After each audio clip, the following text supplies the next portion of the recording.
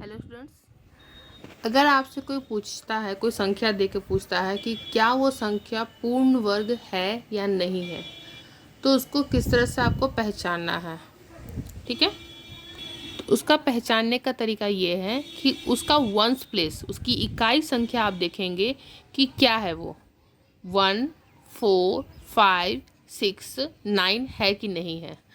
इन संख्याओं को छोड़ के अगर कोई भी संख्या वंस प्लेस पे रहा तो वो आपका पूर्ण वर्ग नहीं रहेगा। फॉर एग्जाम्पल अगर हम देखते हैं 13 का वंस प्लेस क्या है, 3 है, जो कि इसमें नहीं है, तो ये किसी का वर्गमूल नहीं है। सेकंड देखते हैं 16, तो 16 का वंस प्लेस क्या है, 6 है, तो 6 है, यानी ये 6 किसी न किसी का स्क्वायर रूट है, वर्गमूल है। किसका है हम लोग जानते हैं, 4 4 जा 16। एक छोटा सा एग्जाम्पल भी हम देख सकते हैं। अगर आप 1 से लेकर 10 तक का स्क्वायर रूट लिखते हैं, 1 का स्क्वायर रूट 1 होता है, 2 का स्क्वायर रूट 4 होता है, 3 का।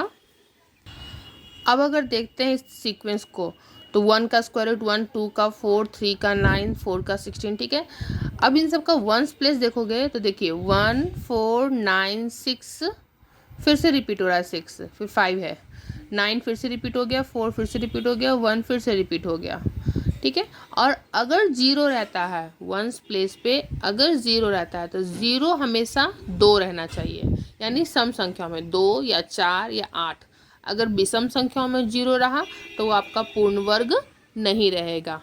तो यही संख्याएं अगर रहेंगे हमारे वंस प्लेस पे तो ही हमारा पूर्ण वर्ग कहलाएगा। जैसे अगर आपको बोला जाता है 4000 किसी का वर्गमूल है, तो नहीं है। क्यों? क्योंकि इसमें 3 0 है।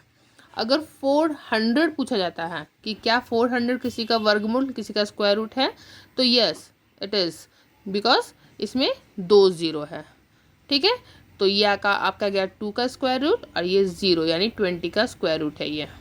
इस तरह से आप बड़े से बड़े एग्जाम्पल ले सकते हैं, जैसे कि 3 7 3 7 5 8। इतना लंबा नंबर दिया गया है और पूछा जाता है कि क्या ये किसी का वर्गमूल है, तो इसको फाइंड करने से पहले हम इसका क्या देखेंगे, वंस प्लेस देखेंगे। वंस प्लेस हमारे नंबरों में नहीं है, इट मीन्स ये किसी का वर्गमूल नहीं है। ठीक है, थैंक यू।